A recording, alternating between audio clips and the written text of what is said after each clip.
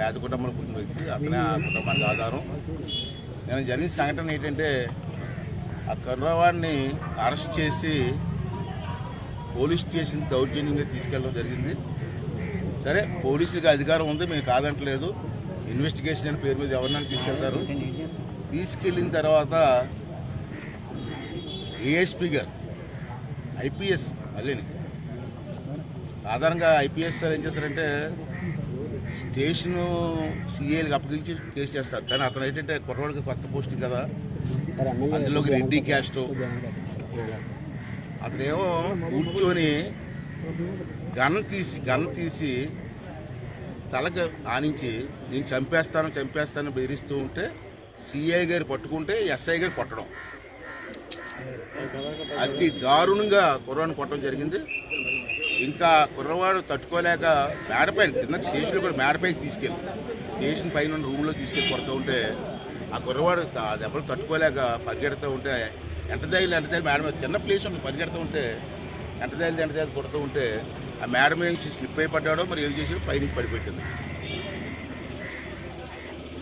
పడిపోతే వాళ్ళు చేసిన రెండో తప్పు ఏంటంటే దెబ్బలు తల్లిన కుర్రవాడిని తీసుకెళ్ళి పక్కనే గవర్నమెంట్ పోలీస్ స్టేషన్ పక్కనే గవర్నమెంట్ హాస్పిటల్, 150 పడకల ఆసుపత్రి, one of the best hospital. అది హాస్పిటల్ తీసుకెళ్ళడం మానేసి ప్రైవేట్ హాస్పిటల్ తీసుకెళ్ళారు.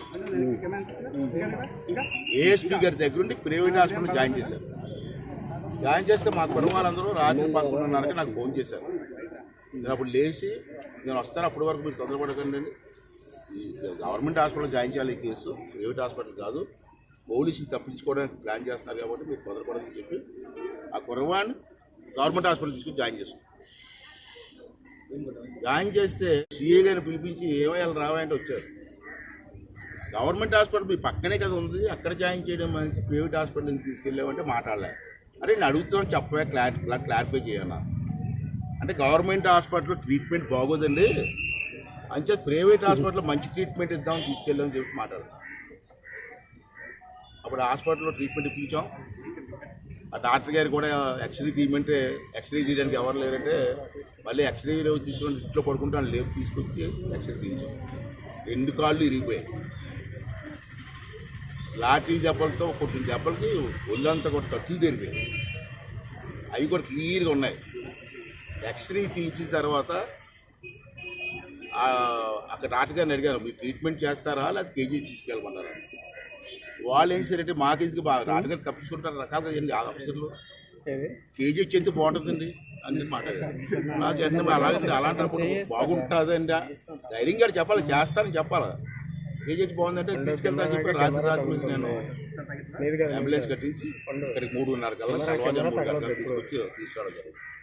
తీసుకొచ్చినప్పుడు వాళ్ళు రిపోర్ట్ ఇస్తారు, ఎమ్మెల్సీ రిపోర్ట్ ఇవ్వాలి. ఆ రిపోర్ట్ కూడా ఇవ్వకుండా ఉంటే మళ్ళీ వెనక్కి వెళ్ళాను. నాకు అప్పుడు ఐడియా వచ్చి వెనక్కి వెళ్ళి ఎమ్మెల్సీ రిపోర్ట్ ఉండాలి కదా. అప్పుడు ఎమ్మెల్సీ రిపోర్టు డాక్టర్ గారు అంత కూర్చొని రాసిచ్చారు. దాంట్లో కూడా ఆపుతాపులకు రాస్తే నేను మళ్ళీ చదివి ఆ లాఠీ దెబ్బలు కనపడ్డాయి, మీకు కనపడ్డాయి, మరి ఎదురయ్యేదంటే అప్పుడు ఇలా గవర్నమెంట్ వచ్చిన తర్వాత ప్రభుత్వ వ్యవస్థలన్నీ కూడా సర్వనాశనం అయిపోయి పోలీస్ వ్యవస్థ అయితే మరీ ఘోరం. ఇది పోలీస్ వ్యవస్థ లేదా గోండా వ్యవస్థ అర్థం కాని పరిస్థితి. నేను ఒకటే అడుగుతున్నాను, నేను ఇంతకుముందు భారతదేశంలో ఆంధ్ర పోలీస్ అంటే గౌరవం ఉండేది. మనకి ఆంధ్ర పోలీసుని గౌరవంగా చూసేవారు. ఇవాళ ఆంధ్ర పోలీస్ ఏమైందంటే ఈ ప్రభుత్వం వచ్చిన తర్వాత గోండాలుగా తయారైపోయారు.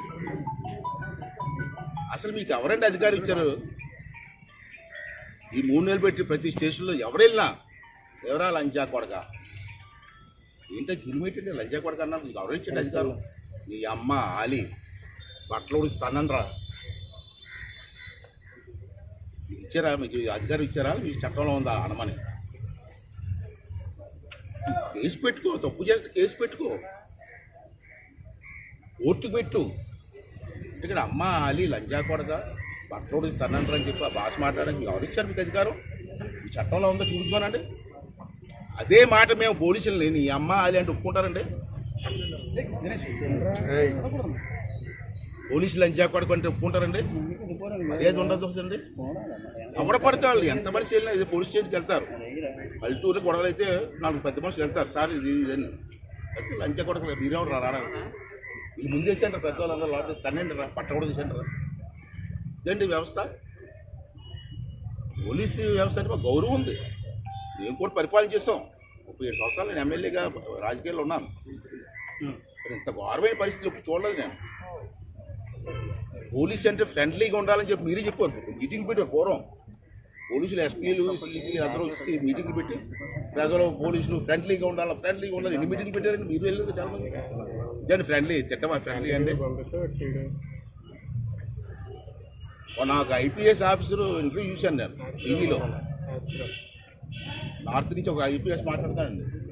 చట్టంలో ఎక్కడా కూడా తిట్టడానికి వీలు లేదు. ఏ పోలీస్ కూడా కాస్త కేసు పెట్టుకోవాలి. తాగేసి పట్టుకున్నాడు, కేసు పెట్టుకో, అంతేకాని కొట్టడం కానీ తిట్టడం కానీ చేయకూడదని ఒక ఐపీఎస్ చెప్పాడు. మరి వీళ్ళకి నేర్పలేదు ఐపీఎస్లకి? ఒక క్వశ్చన్ వేసిన ఐపీఎస్ వస్తుంది, మరి ఎందుకు తిడుతున్నారు సార్ అంటే జనం ఎవరు అడక్క తిడుతున్నారు అన్న. పోలీసులు ఎందుకని మాట్లాడుతున్నారండి? చాలా అన్యాయం ఇది. మరి ఠాగూర్ గారు ఉన్నారు, ఒక మంచి వ్యక్తిగా పేరు తీసుకున్నాడు మన డీజీపీ గారు. దాంట్లో అనుమానం లేదు, ఓ మంచి వ్యక్తిగా పూర్వం నుంచి పేరు ఉంది. మీ నాయకత్వంలో ఈ పోలీసులు విచ్చలవిడిగా రౌడీల్లో ప్రవర్తిస్తుంటే మీరు చూస్తూ ఊరుకుంటారండి?